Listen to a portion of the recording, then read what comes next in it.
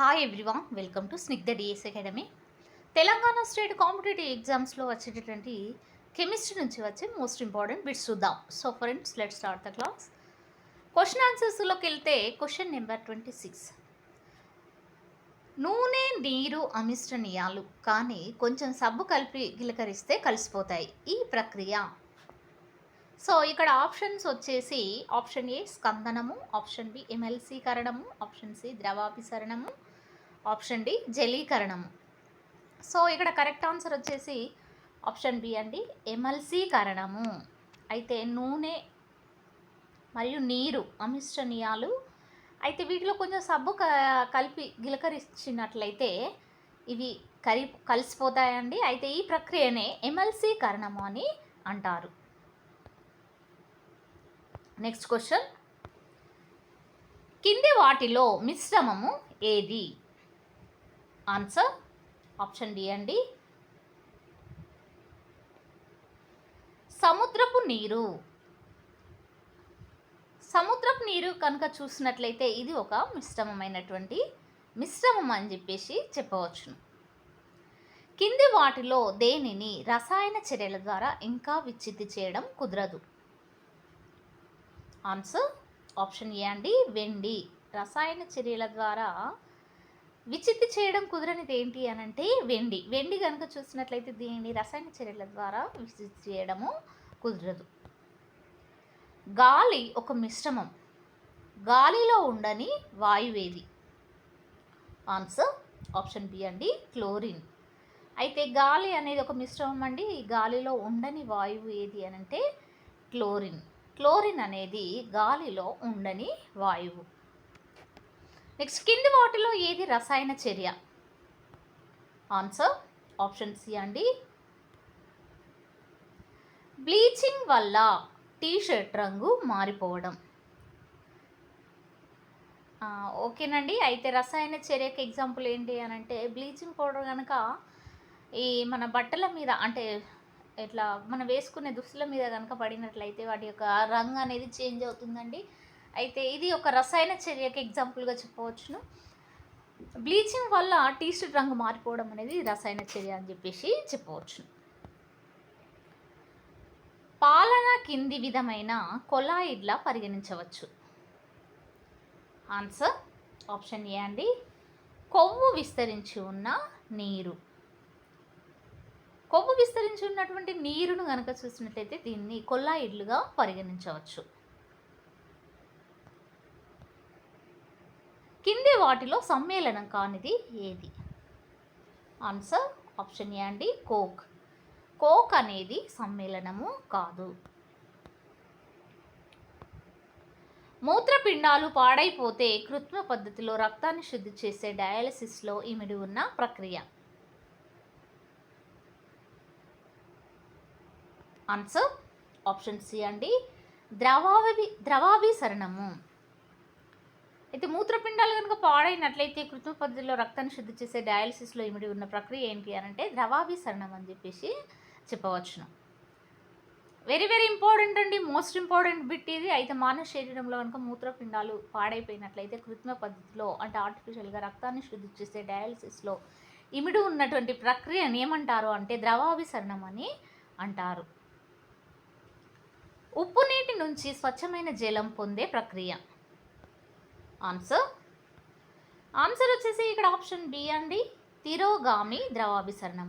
ఉప్పు నీటి నుంచి స్వచ్ఛమైన జలం పొందే ప్రక్రియను అంటే ఉప్పు నీరు నుంచి మంచినీరు పొందే అంటే స్వచ్ఛమైన జలం పొందే ప్రక్రియను ఏమంటారు అని అంటే తిరోగామి ద్రవాభిసరణం అని అంటారు.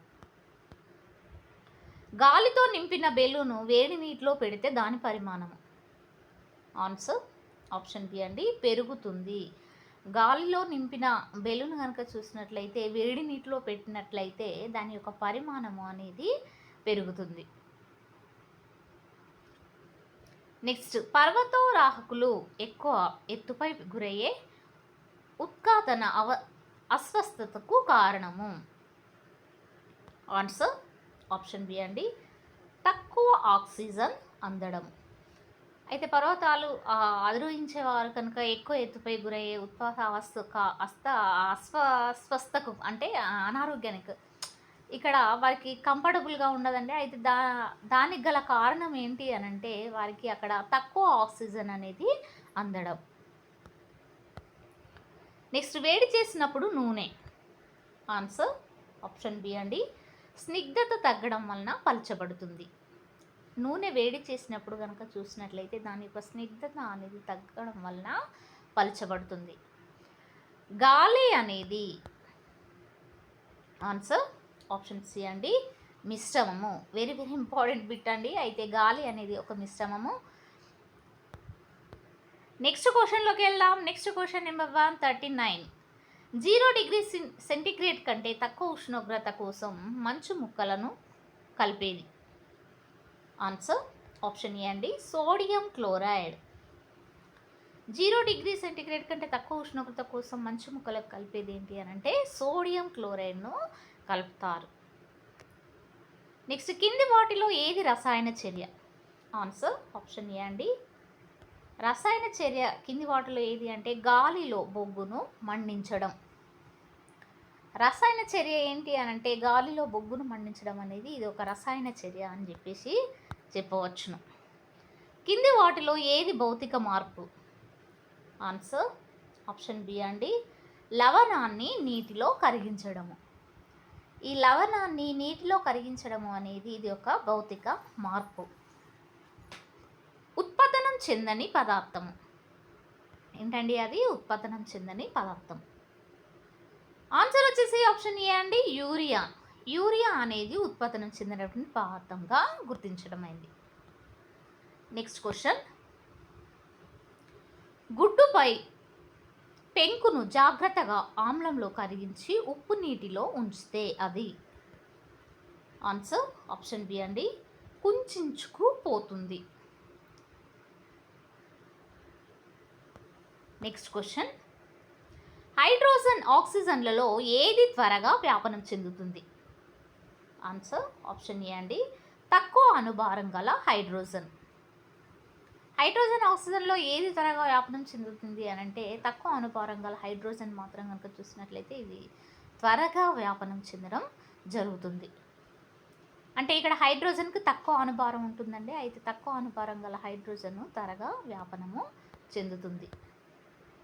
ప్రకృతిలో లభించని ముడి పదార్థము. ఆన్సర్ ఆప్షన్ సి అండి. Vinyl chloride. అయితే ప్రకృతిలో లభించినటువంటి ముడి పదార్థం కనుక చూసినట్లయితే వినైల్ క్లోరైడ్. ఇది ప్రకృతిలో లభించదండి. అయితే ప్రకృతిలో లభించని ముడి పదార్థంను వినైల్ క్లోరైడ్ అని చెప్పేసి చెప్పవచ్చు. Next question. కాంతి వేగము. ఆన్సర్ వచ్చేసి ఇక్కడ ఆప్షన్ ఏ అండి. 3 × 10⁻⁴ మీటర్/సెకండ్స్. కాంతి వేగం కనుక చూసినట్లయితే 3 × 10⁻⁴ మీటర్/సెకండ్. ఇది కాంతి వేగం అని చెప్పేసి చెప్పవచ్చును. సో ఇదండి ఈరోజుకు సంబంధించినటువంటి క్లాస్. మీకు నచ్చినట్లయితే లైక్ చేయండి, షేర్ చేయండి, సబ్స్క్రైబ్ చేయండి. Thank you for watching.